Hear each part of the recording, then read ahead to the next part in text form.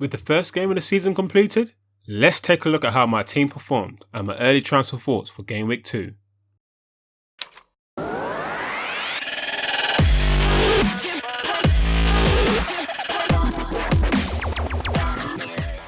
Before I commence with my team performance, there were a few changes I made before Game Week 1 transfer deadline compared to my last video.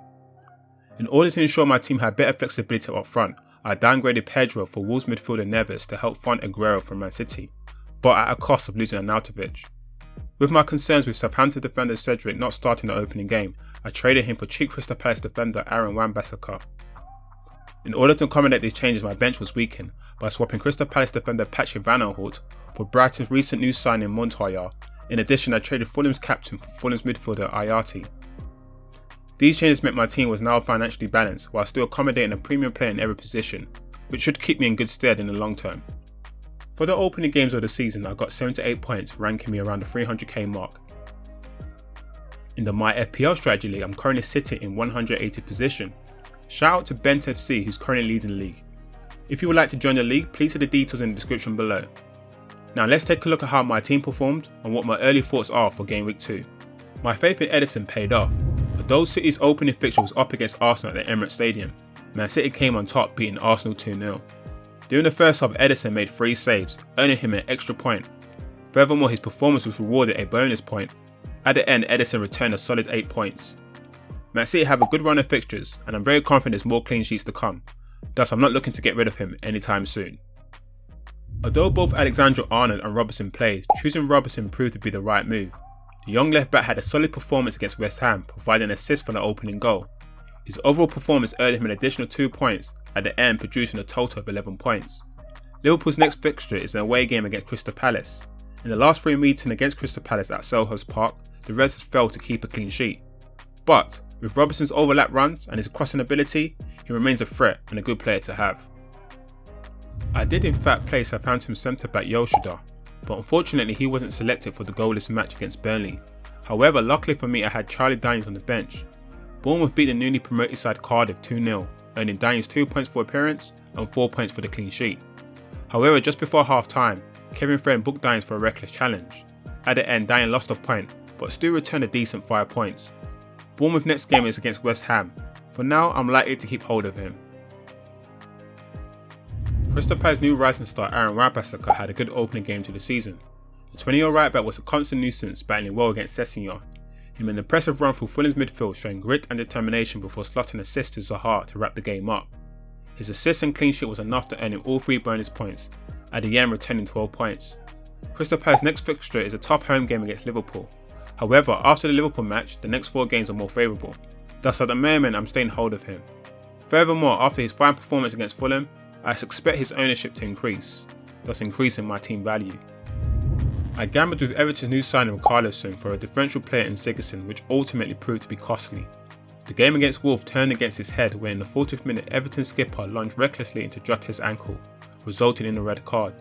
Unfortunately, as a result, Sigurdsson was subbed off, substitute for a centre-back Holgate to shore things up. Thus for not completing more than 60 minutes, Sigurdsson only gained a single point. The Blues' next 4 fixtures are favourable on paper before they play a tough away game against Arsenal. However, with Richarlison off the mark already, I'm tempted to jump on the bandwagon and bring him in for Game Week 2. It took Salah less than 20 minutes to score his first goal of the season, scoring his 20th Premier League goal at Anfield. Salah could have easily had a second in the first half, when just before the 40th mark, Roberto Firmino squared the Egyptian from inside the box, but Salah's attempt was denied by Fabianski. The goal and clean sheet earned Salah 8 points. As I made Salah my captain, his points were doubled, totaling 16 points. Liverpool next game is against Crystal Palace at Selhurst Park. In the last encounter between the two, Liverpool beat Crystal Palace 2-1, with Mohamed Salah scoring the winning goal in the dying minutes. With his fast start and high ownership, I won't be getting rid of him anytime soon, if ever. Admittedly to my surprise, Sane didn't start the game against Arsenal. Instead, Sterling alongside Morris with Aguero leading the front line was preferred. Nevertheless, he did come on and produce 1 attempt at goal. At the end, his short match appearance earned him a single point. I guess a point is better than nothing. Man City's next 5 games are very favourable. However, it looks like we're going to have another season of guessing who starts. Thus, having signed for a price tag of 9.5 doesn't feel like good value for money. So I'm leaning towards exchanging him for a player who's a guaranteed starter. Cheap option Wolves midfielder Neves scored a sublime free kick in a 2-2 draw against Everton. The Portuguese has a reputation of scoring long-range efforts, and no doubt showed it, scoring a powerful free kick from just outside the box. He also provided an assist to equalise the scoreline. His all-in-all efforts earned him 2 points, returning 12 points overall. Wolves' next 5 fixtures are not the easiest, facing Leicester City at the King Power Stadium before welcoming Man City. However, similar to Wan-Bissaka, for a price tag of £5 million and an impressive performance against Everton, I expect his ownership to increase, thus for now I'll be keeping hold of him. Aguero didn't have the best of games, only returning 2 points for match appearance. He missed a massive chance on the hour mark when he was faced 1-on-1 against Czech. He probably should have squared the ball to Kevin De Bruyne, but chose to take the shot on, in which Czech saved. The next 5 games for City are favourable, so it would make sense to keep Aguero. However, with Pep's rotation policy and potentially his starting place under threat, it might be better to trade him for a guaranteed starter. Zaha started off bad, picking up a yellow card 5 minutes before half time, but he redeemed himself when Aaron Wan-Bissaka slided Zaha through the middle, who rounds the goalkeeper before slotting into an empty net. His match appearance and goal earned him 6 points, but lost a point for picking up the yellow card. At the end, he returned 5 points. Crystal Palace's next game is a tough home game against Liverpool. Firmino's performance was a bit slow to begin with, which I guess isn't surprising given his relative lack of pre-season. Nevertheless, the understanding between himself, Mane and Salah remains intact, demonstrated in his assist to set up the 3rd goal. Liverpool's next game is an away match against Crystal Palace at Selhurst Park. As anticipated, none of my bench players played, so there was no points lost there.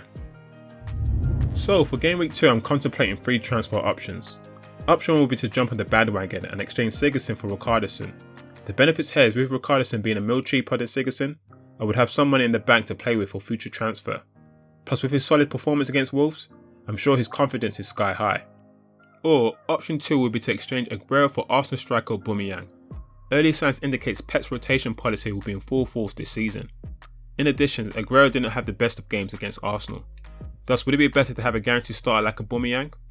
However, the Gunners' next fixture is an away game against Chelsea.